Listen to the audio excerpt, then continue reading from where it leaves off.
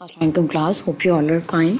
बच्चे last lecture में हमने कुछ इसके अल्फ़ा बीटास की टेस्टिंग के प्रोसीजर्स पढ़े। हमने देखा कि हमें डिस्ट्रीब्यूशन पता होनी चाहिए कोई भी, अगर हमने हाइपोथेसिस को टेस्ट करना है। हमने डिफरेंट केसेस देखे। लास्ट टाइम शायद किसी ने मुझसे कोई क्वेश्चन भी इंक्वायर किया था कि हम क्या इनोवा से टेस्ट करते हैं या टी टेस्ट यूज़ करते हैं या जी टेस्ट यूज़ करते हैं। कुछ डिस्कशन उसकी प्रीवियस लेक्चर में हुई थी और आज एक सॉर्ट ऑफ प्रूफ कह लें या एक हमारे पास एक ऐसा प्रॉब्लम है जिसमें हम देखेंगे कि डिफरेंट हाइपोथेसिस को हम डिफरेंट टेस्ट स्टैटिस्टिक्स के थ्रू टेस्ट कर सकते हैं। जैसे हमारे पास एक प्रॉब्लम है, हाइपोथेसिस है एच नॉट है, हमारे पास variables x and y are independent. Variables x and y means हमारे पास अगर ये मॉडल है y equals to alpha plus beta x plus epsilon, तो इसमें हमने ये शो करना है कि ये वेरिएबल्स इंडिपेंडेंट है। तो दो तीन तरीके हैं इस हाइपोथेसिस को टेस्ट करने के। एक तो ये है कि आप H naught beta equal to zero को टेस्ट करें। इसको आप रिग्रेशन मेथड भी बोलते हैं कि अगर बीटा ज़ीरो हो जाता है तो इट मीन्स कि एक्स और वाई जो है वो आपस में इंडिपेंडेंट हैं। There is no dependence between y and x. तो एक्चुअली हम रिग्रेशन में कर क्या रहे होते हैं, हम इस वेरिएबल की डिपेंडेंस चेक कर रहे होते हैं ऑन दैट इंडिपेंडेंट वेरिएबल। लेकिन अगर बीटा ज़ीरो आ जाए तो हम कहते हैं कि ये दोनों वेरिएबल एसोसिएटेड नहीं है बल्कि इंडिपेंडेंट हैं और इनके दरम्यान कोई रिलेशनशिप नहीं है। अदर मेथड ये है कि आप कोरिलेशन कोफिशिएंट रो जो है उसको अगर ज़ीरो की इक्वल हाइपोथेसिस को टेस्ट करें तो वो भी सेम जो उसकी इंटरप्रिटेशन है वो यही है कि अगर रो इक्वल्स टू ज़ीरो आ जाए तो that is similar that variables x and y are independent. तो ये हाइपोथेसिस टेस्ट करने के लिए आप रो इक्वल टू ज़ीरो को भी टेस्ट करते हैं और इसको आप कोरिलेशन मेथड करते हैं। थर्ड वन हमारे पास वही दोबारा से हाइपोथेसिस है beta equal to zero, but we are using different approach, that is ANOVA method. ऊपर जो हमने सबसे पहले हाइपोथेसिस स्टेट किया उसमें हम रिग्रेशन मेथड को यूज़ कर रहे हैं या रिग्रेशन अप्रोच को यूज़ कर रहे हैं, और थर्ड वन में हम इनोवा को जो है वो यूज़ कर रहे हैं। तो ये डिफरेंट हमारे पास टेक्निक्स हैं जो यूज़ होती हैं एक ही हाइपोथेसिस को टेस्ट करने के लिए। तो अगर हम इनके टेस्ट स्टैटिस्टिक्स को देख लें, अगर जो फर्स्ट मेथड है रिग्रेशन मेथड, उसमें अगर आप यूज़ करेंगे तो वो सिंपली टी टेस्ट यूज़ होता है। आपको बताया था जैसे कि टी टेस्ट या जी टेस्ट में जो है आप टेस्ट स्टैटिस्टिक्स को कैसे डेवलप करते हैं, उसका estimator minus parameter over it's standard error of estimator. तो यहाँ पे बीटा है, एस्टिमेटर है, और उसका जो पैरामीटर बीटा उसकी वैल्यू ज़ीरो है, इसलिए डायरेक्ट यहाँ ज़ीरो लिख दिया। अदरवाइज़ आप अगर पहले फार्मूला लिखना चाहें तो बीटा भी लिख सकते हैं। और फिर डिनोमिनेटर में उसका स्टैंडर्ड एरर है। इसी तरह अगर रो इक्वल्स टू ज़ीरो को आपने टेस्ट करना है तो ये उसका एस्टिमेटर और स्टैंडर्ड एरर लिखा हुआ है। और अगर आपने रिग्रेशन मेथड इनोवा मेथड लगाना है इस हाइपोथेसिस को टेस्ट करने के लिए, तो उसका जो टेस्ट स्टैटिस्टिक्स होगा वो होगा f equals to regression sum of square over 1 with 1 degrees of freedom, और जो आपके पास डिनोमिनेटर है वो sum of square errors over n-2 होगा। अब ये थ्री डिफरेंट अप्रोचेज हैं, थ्री डिफरेंट टेस्ट स्टैटिस्टिक्स हैं। हम ये शो करना चाह रहे हैं कि show that all the methods are equivalent, क्योंकि हम जब ये कह रहे हैं कि ये जो तीनों हाइपोथेसिस हैं इसको अगर हम टेस्ट करते हैं तो जो इसका अल्टीमेट रिजल्ट है मीन्स हम चेक कर रहे हैं कि whether x and y are independent और नॉट। तो अगर तीनों की इंटरप्रिटेशन हाइपोथेसिस की एक ही है तो इट मीन्स हम चाहते हैं कि अगर हम मैथमेटिकली भी उसको प्रूव करें कि इन तीनों मेथड्स के जो ये मेथड है ये इक्वलेंट हैं, तो हम किसी एक मेथड को लेके और बाकी दो की इक्वल प्रूव कर देंगे कि ये तीनों मेथड जो हैं वो सिमिलर हाइपोथेसिस को टेस्ट भी कर रहे हैं, इंटरप्रिटेशन भी इनकी सेम है, और मेथड को भी अगर हम देखें तो वो कहीं ना कहीं जाके इक्वेट कर जाता है। तो show that all the methods are equivalent हमने स्टार्ट लिया। सबसे पहले बीटा हैट हम इसको उठा के और इसकी इक्वल प्रूफ कर देंगे। तो ये हमने लिया। तो सबसे पहले हमने बीटा हैट, आपको पता है, आपने ये ज़रूर पहले पढ़ा होगा कि बीटा हैट ये जो रिग्रेशन कोफिशिएंट है जिसको आप स्मॉल बी से भी वाई ऑन एक्स समटाइम हम लिखते हैं, नहीं भी लिखते भी, ये वाई ऑन एक्स हमने यहाँ पे मेंशन किया है। तो ये इसकी इक्वल भी होता है, इक्वल्स टू, अगर आपने कोरिलेशन पढ़ी है तो ज़रूर आपने ये वाला फार्मूला भी पढ़ा होगा कि equals to r to x y over s x, means ये वेरियंस स्टैंडर्ड एरर है वाई का भी, और स्टैंडर्ड एरर या standard deviation y over standard deviation of x variable है। तो अगर इसको मैं थोड़ा सा सॉल्व करूं तो क्या मैं इसको ऐसे लिख सकती हूँ कि आर जो है वो इधर, तो एस एक्स यहाँ पे जैसे डिनोमिनेटर में है तो यहाँ इन साइड इस साइड पे आके ये न्यूमिनेटर में हो जाएगा, और एस वाई जो न्यूमिनेटर में वो डिनोमिनेटर में शिफ्ट हो जाएगा। तो आर इसकी इक्वल हो गया। तो हमें एक्चुअली ये फॉर्म बनानी है, आर की वैल्यू हमें मिल गई और अब हमें 1 माइनस आर स्क्वायर की फॉर्म बनानी है। तो हम क्या कर रहे हैं, इसका स्क्वायर भी किया और मैंने 1 माइनस भी किया, 1 माइनस आर स्क्वायर मैंने बनाया, तो 1 माइनस और इसका मैंने just beta head square s square x over s square y लिख दिया। उसके बाद इसकी कुछ सिंप्लीफिकेशन है। सिंप्लीफिकेशन में हमने क्या किया है जी, 1 माइनस आर स्क्र इसका एलसीएम लेके s square y minus beta head square s square x over s square y, ये स्टेप आ जाएगा हमारे पास। नेक्स्ट हम क्या कर रहे हैं, इसी की कुछ और सिंप्लीफिकेशंस क्या हम देख रहे हैं। 1 minus r square equals to 1 over n s square y, और हमारे पास इन साइड रह गया summation y square minus beta head square summation x square.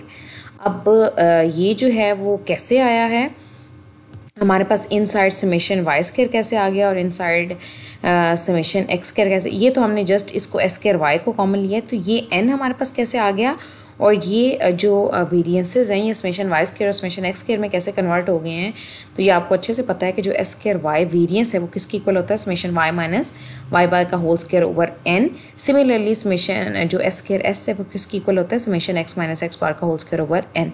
तो आपको पता है अगर हम डेविएशन फॉर्म में लिखते हैं तो डेविएशन फॉर्म में हम इसको ऐसे लिख सकते हैं, ये जो ऊपर लिखा है summation y minus y bar का होल स्क्र लिखा है, इसको आप summation small y square over n लिख सकते हैं। सिमिलरली ये जो summation x minus x bar का होल स्क्र ओवर एन है, इसको आप summation small x square over n लिख सकते हैं। तो ये डायरेक्ट स्टेप किया हुआ है, इसको आप एक दो स्टेप में फर्दर जो है वो एलेबरेट कर सकते हैं। जब आप अपनी प्रैक्टिस करें तो ज़रूर इसको एलेबरेट करें कि हमने क्या किया है कि हमने एस स्क्र वाई की यहाँ वैल्यू पुट की है जो कि है s summation small y square over n, और एस स्क्र एक्स की वैल्यू पुट की है summation x square over n.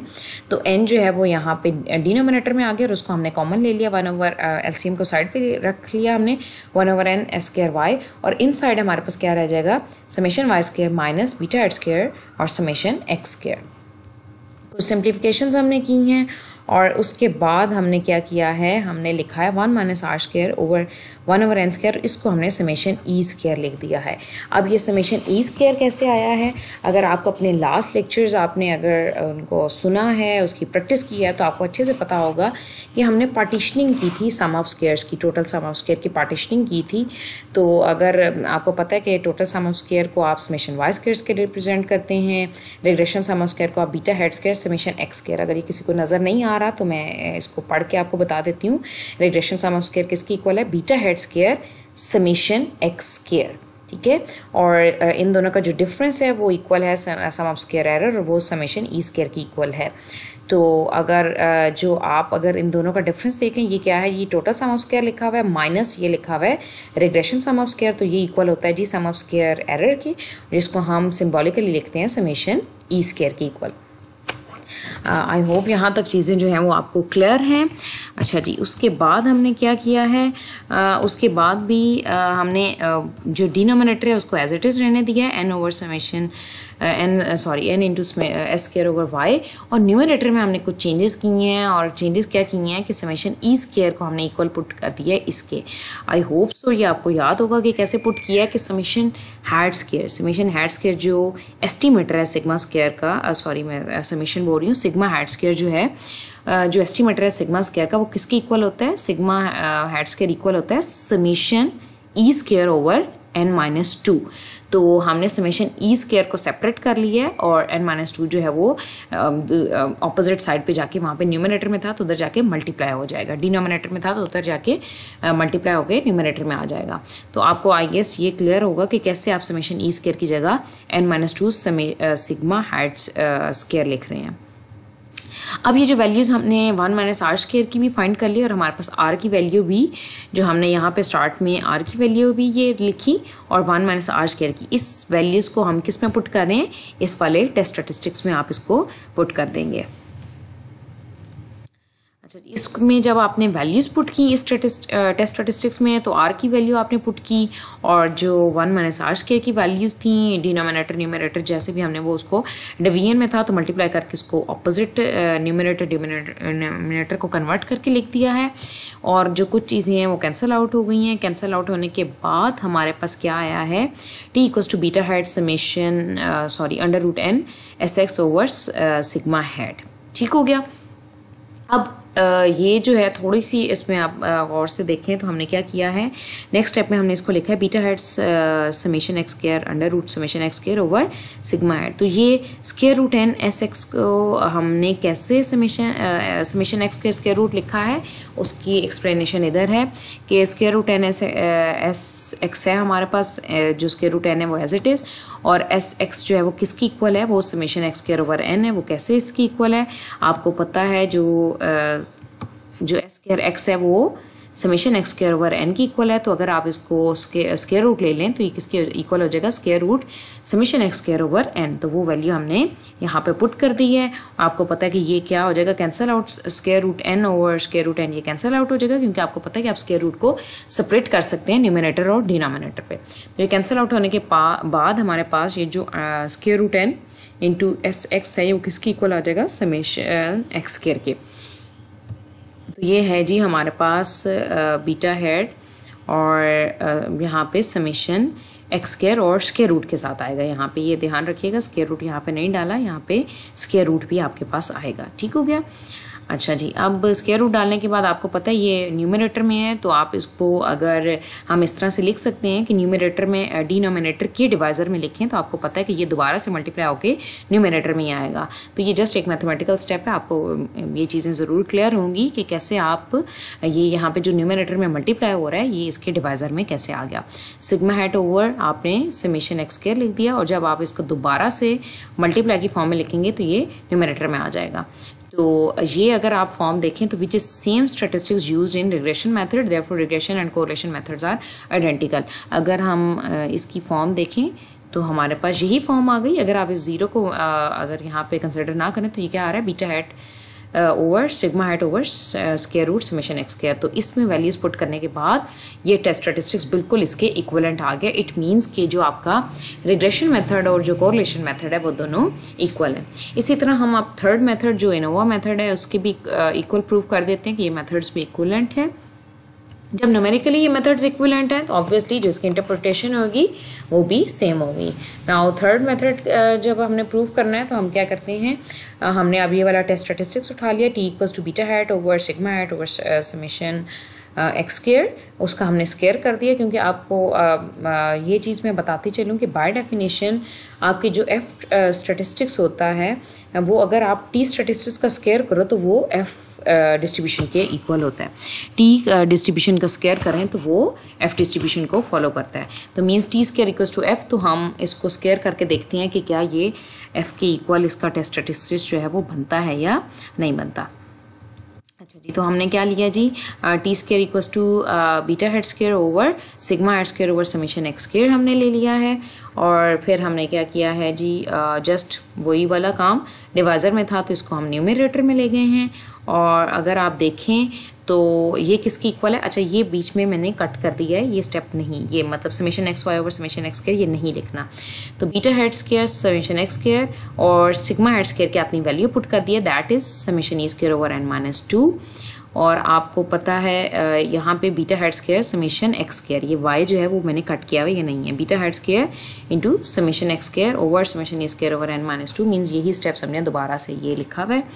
और अगर आप देखें तो ये क्या है, ये तो रिग्रेशन सम ऑफ स्क्वायर की इक्वल है, और ओवर आप 1 लिख सकते हैं। आपको पता है डिवाइजर में अगर आप 1 लिखें तो उससे कोई फर्क नहीं पड़ता। और समेशन ई स्क्वायर किसको रिप्रेजेंट करता है, ये तो सम ऑफ स्क्वायर एरर को रिप्रेजेंट करता है ओवर एन माइनस 2। तो अगर आप टेस्ट स्टैटिस्टिक्स देखें तो ये तो एफ को फॉलो कर रहा था, ये जो आपने ऊपर देखा भी। तो ये क्या है जी, ये आपके पास एफ जो है आपने प्रूव कर दिया कि t square equals to F. तो मींस तीनों जो स्टैटिस्टिक्स हैं वो हमने प्रूव कर दिए method, therefore all 3 methods are identical to test the above hypothesis. तो इट मींस कि ये जो अबव हाइपोथेसिस है that is x and y are independent, उसको हम डिफरेंट अप्रोचेस से जो है वो हाइपोथेसिस को टेस्ट कर सकते हैं। आई होप यहाँ तक जो चीज़ें हैं वो आपको क्लियर होंगी। उसके बाद हमारे पास बेटा नेक्स्ट जो है टॉपिक है प्रेडिक्शन फॉरकास्टिंग का। मैंने जो आपको लास्ट टाइम प्रैक्टिकल दिया है उसमें कुछ प्रेडिक्शन फॉरकास्टिंग मीन्स आपको वाई के एक एक्स की वैल्यू दी हुई है और आपने उसमें प्रेडिक्ट करना है। तो प्रैक्टिकल में आप शायद वो कर चुके होंगे, आसान सा प्रैक्टिकल था। तो उसकी कुछ थ्योरी मैं चाह रही थी कि उसको आप फेमिलियर हो जाएं। वैसे तो आपने ये ज़रूर अगर रिग्रेशन के कॉन्सेप्ट्स पढ़े हैं, कोरिलेशन, अभी तक जितने भी हम कॉन्सेप्ट्स पढ़ रहे हैं सिंपल लीनियर रिग्रेशन के आपने ज़रूर कहीं ना कहीं ये कॉन्सेप्ट्स पहले अगर मास्टर्स के स्टूडेंट्स हैं तो बीएससी में आपने किया होगा, और अगर 7th सेमेस्टर के हैं तो ऑलरेडी रिग्रेशन के कोर्सेज आपने ज़रूर जो है वो पढ़ रखे होंगे, तो उसमें यह कॉन्सेप्ट्स आपको थोड़े बहुत कॉन्सेप्ट्स तो आपको ज़रूर होंगे। असल तो जो हमारे इकोनोमेट्रिक्स में कॉन्सेप्ट स्टार्ट होते हैं वो बेसिकली हम जब जनरल लीनियर रिग्रेशन में जाते हैं तो वहाँ ज़्यादा हम उन चीज़ों को डिस्कस कर रहे होते हैं, बट आपकी बेस बनाने के लिए मैंने आपको दोबारा से सारा सिंपल लीनियर रिग्रेशन को बहुत डिटेल में जो है डिस्कस किया है। तो प्रेडिक्शन फॉरकास्टिंग का बस थोड़ा सा कॉन्सेप्ट आपको देना चाह रही हूँ कि हमारे पास मॉडल है y equals to alpha plus beta x plus epsilon. आपको पता है आपके पास एस्टिमेटेड मॉडल किसकी इक्वल होता है, y hat equals to alpha hat plus beta hat x. और अगर ये y hat not equals to alpha hat plus beta hat x not, अब ये किस चीज़ को रिप्रेजेंट कर रहा है, इट इज़ द प्रेडिक्टेड या फॉरकास्टेड और estimated value of the y hat at x equals to x not. Means कि अगर आपको x की कोई पर्टिकुलर वैल्यू दे दी जाए, x होता है ना, x varies from i to n, x varies जो i सब्सक्रिप्ट होता है i varies from 1 to n, तो 1 से n तक कोई भी वैल्यू हो सकती है। तो कोई किसी पर्टिकुलर वैल्यू को शो करने के लिए मैंने x नॉट शो कर दिया, जैसे शायद प्रैक्टिकल में आपको x इक्वल्स टू 5 दिया है, x इक्वल्स टू 3 दिया है, तो वो जो 3 है वो इसकी कोई पर्टिकुलर वैल्यू है जिसको हमने x नॉट कह दिया जनरलाइज करने के लिए। तो हम कह रहे हैं कि ये जो प्रेडिक्टेड या फॉरकास्टेड या एस्टिमेटेड वैल्यू y हैट की एट x की कोई भी गिवन वैल्यू हो। अच्छा, एक चीज़ और ज़रा देखने की है कि ये जो पॉइंट एस्टिमेटर है, आपको पता है ना, ये एस्टिमेटर पॉइंट एस्टिमेटर वो होता है जो एक सिंगल वैल्यू देता है, और आपका जो इंटरवल एस्टिमेटर होता है वो आपको इंटरवल में वैल्यू देता है, कॉन्फिडेंस इंटरवल जिसमें आप बनाते हैं। तो ये पॉइंट एस्टिमेटर जो है वो इंडिविजुअल वैल्यू का भी है और मीन वैल्यू का भी है। इससे कन्फ्यूज़ नहीं होना कि ये इंडिविजुअल वैल्यू क्या है और मीन वैल्यू क्या है। अगर आप इसमें डायरेक्ट यहाँ पे y नॉट पुट करें, x की वैल्यू x नॉट पुट करें, तो ये ऑब्वियसली y नॉट हो जाएगा equals to alpha plus beta x not plus epsilon not.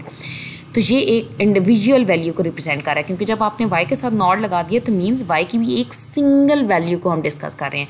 जबकि यहाँ पे देखें तो ये एक मॉडल लिखा हुआ है जिसमें वैल्यूज़ 1 से लेकर n तक हैं, जबकि ये वैल्यू जब आप डिस्कस करेंगे तो ये एक सिंगल वैल्यू आएगी, not all the values given in the table.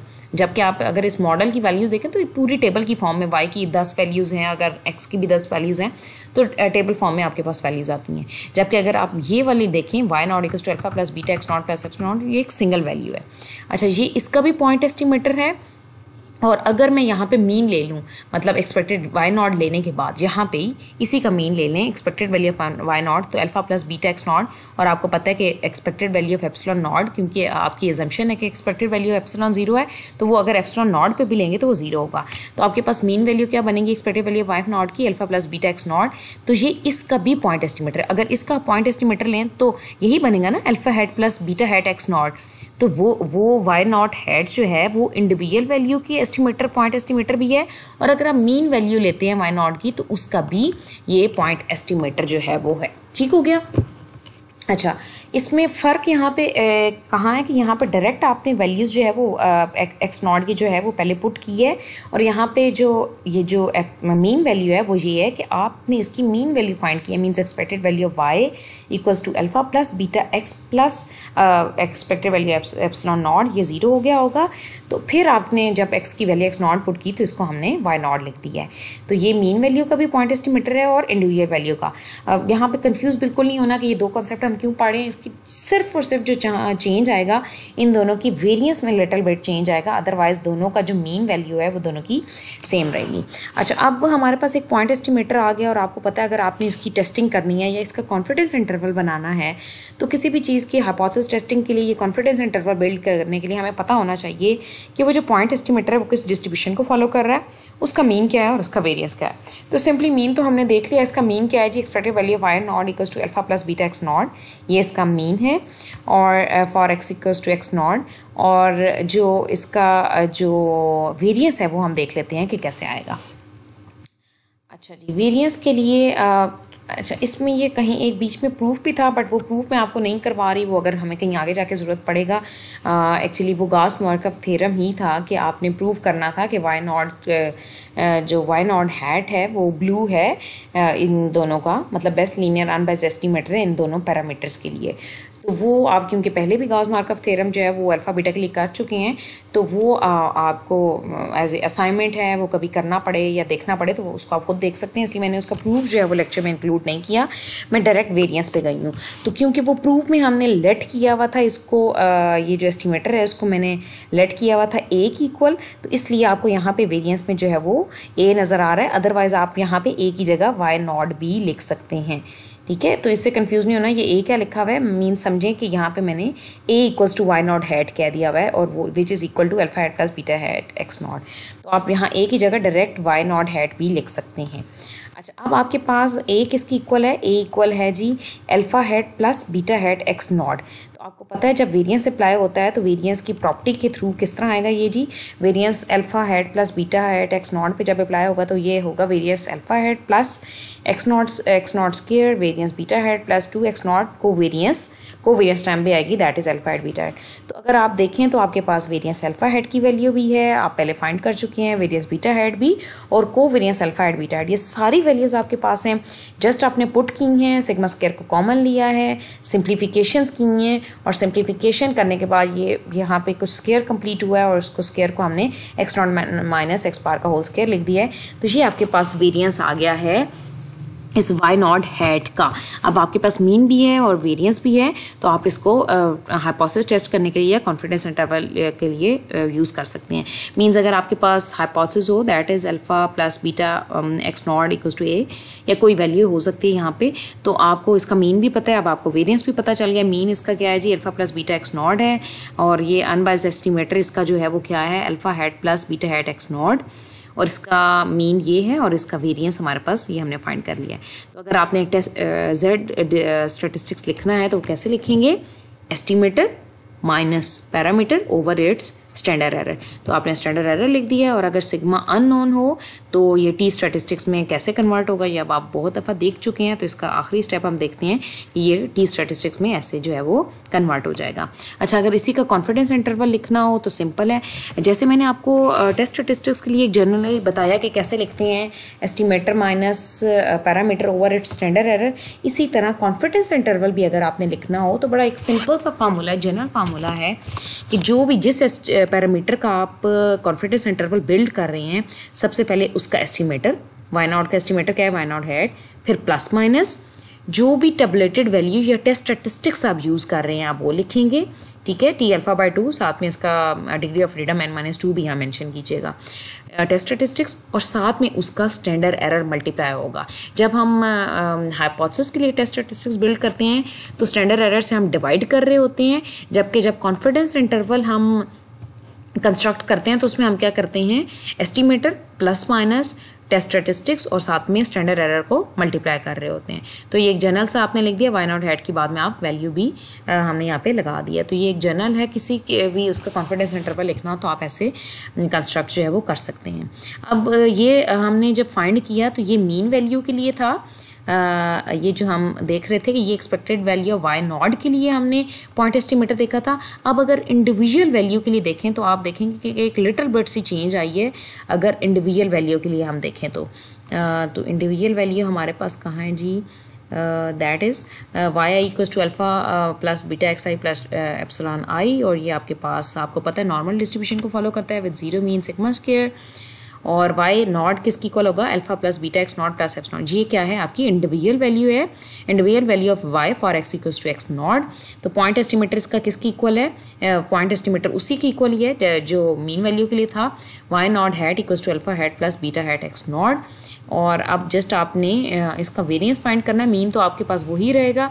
Variance के लिए थोड़े से स्टेप्स हैं कि फॉरकास्टिंग एरर हमारे पास क्या है, जिसको हम रेजिडुअल कहते थे। तो यहाँ पे क्योंकि हम कुछ फॉरकास्ट भी कर रहे होते हैं, प्रेडिक्ट भी कर रहे होते हैं, एस्टिमेट भी कर रहे होते हैं, तो इसको हमने जो ई नॉट है इसको पर्टिकुलरली हमने फॉरकास्टिंग एरर कह दिया। तो आपको पता है ई किसके इक्वल होता है, वाई माइनस वाई हैट, तो जस्ट यहाँ पे नॉट है तो इधर भी नॉट आ जाएगा। वाई नॉट की वैल्यू भी पुट कर दें, वाई नॉट हैट की, वाई नॉट की value alpha plus beta x not plus epsilon not minus alpha hat minus beta x not, beta hat x not, और आपने बाद में इसको अल्फास को कंबाइन कर लिया और बीटस को कंबाइन कर लिया। और आपने कहा कि अगर एप्सिलॉन सिंपल जो है एप्सिलॉन जो है वो नॉर्मल को फॉलो कर रहे हैं तो एप्सिलॉन नॉट भी नॉर्मल को ही फॉलो करेगा with zero mean and variance sigma square. तो जस्ट आपने लिख दिया कि अल्फ़ा हेड भी नॉर्मल को फॉलो कर रहा है, बीटा हेड भी नॉर्मल को फॉलो कर रहा है, एप्सिलॉन नॉट भी नॉर्मल को फॉलो कर रहा है, तो फिर अल्टीमेटली आपका ये जो ई नॉट है ये लीनियर फंक्शन है नॉर्मल डिस्ट्रीब्यूशंस का, तो ये इटसेल्फ भी किसको फॉलो करेगा, नॉर्मल डिस्ट्रीब्यूशन को विद इट्स मीन। इसका मीन किसकी इक्वल होगा, ज़ीरो के। इसका मीन आपने ज़ीरो देखा, ज़ीरो कैसे आया, आप इसके ऊपर आप अप्लाई कर देंगी एक्सपेक्टेशंस। तो expected value of alpha head alpha की इक्वल है, alpha minus alpha zero. Expected value of beta head beta की इक्वल होता है, बीटा माइनस बीटा ज़ीरो। और expected value of epsilon not already zero है, असम्पशन है हमारी, तो ये भी ज़ीरो की इक्वल आ जाएगा। फिर आपने इसका वेरिएंस फाइंड करना है, तो मैं डिटेल में नहीं जा रही, वेरिएंस आपने ये कुछ स्टेप्स किए हैं आगे आपने खुद देख लेने हैं कि कैसे वेरिएंस सॉल्व किया, और सॉल्व करने के बाद जो एक लिटिल बिट चेंज आया है वहाँ पे हमारे पास जो मीन वैल्यू के लिए वेरिएंस था वो क्या था, सिग्मा स्क्वायर 1/n, और ये टर्म थी, और यहाँ पे एक चीज़ ऐड हो गई है सिग्मा स्क्वायर 1 + 1/n और दिस। तो अब आपने जब इसका टेस्ट स्टैटिस्टिक्स बनाना है तो e naught minus zero over standard error, और अगर आप ई नॉट की वैल्यू पुट कर देंगे तो सिंप्लीफिकेशन करके आपने ई नॉट की वैल्यू पुट की तो ये टेस्ट स्टैटिस्टिक्स जो है वो डेवलप हो जाएगा, और सिमिलरली ये इसका कॉन्फिडेंस इंटरवल भी डेवलप हो जाएगा। आई होप सो कि चीज़ें आपको क्लियर होंगी। सिंपली आज हमने जो है वो एक देखा कि क्या डिफरेंट अप्रोचेस यूज़ की जा सकती हैं एक हाइपोथेसिस को टेस्ट करने के लिए, और उसके बाद हमने देखा कि आपकी अगर नॉट वैल्यू एक्स की पर्टिकुलर वैल्यू दी हो तो वो पुट करने से आपके पास पॉइंट एस्टिमेटर में किस तरह से चेंज आता है, और उसकी हमने मीन वैल्यू के लिए भी पॉइंट एस्टिमेटर देखा और इंडिविजुअल के लिए भी, और उसके लिए हमने टेस्ट स्टैटिस्टिक्स भी डेवलप किया और कॉन्फिडेंस इंटरवल को भी हमने देखा। तो आई होप सो कि जो लास्ट टाइम मैंने प्रैक्टिकल दिया अब शायद आप ज़्यादा रिलेट कर पाएंगे इस टॉपिक को करने के बाद। तो that's enough for today. Okay बेटा, अल्लाह हाफिज़।